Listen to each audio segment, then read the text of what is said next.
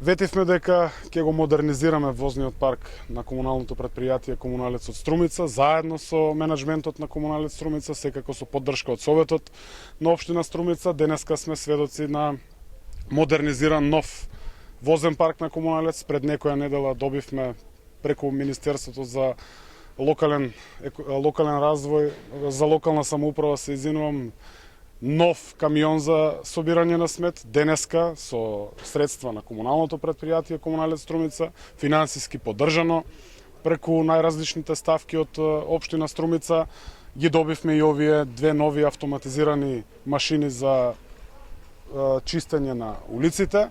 Така и личи на Струмица, така и личи на еден модерен и развиен град. И како што каже и директорот, многу важен момент е како и приватниот сектор, така и јавниот сектор, така и општината, и Комуналец, и другите јавни предпријатија се соочуваме со проблемот со недостаток на кадар.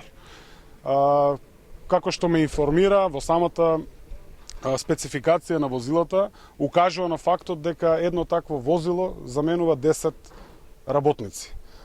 Тоа не значи дека ќе го намалиме бројот на вработени, туку тоа значи дека самото предпријатие во моментот има недостаток од работници, а и секако заштедите кои што се остваруваат преку набавката на такви машини се огромни, затоа што ако кажеме дека околу 3000 евра би била ратата за таквите возила, можеме сами да пресметаме колку е бруто износот за плаќање на 20 вработени.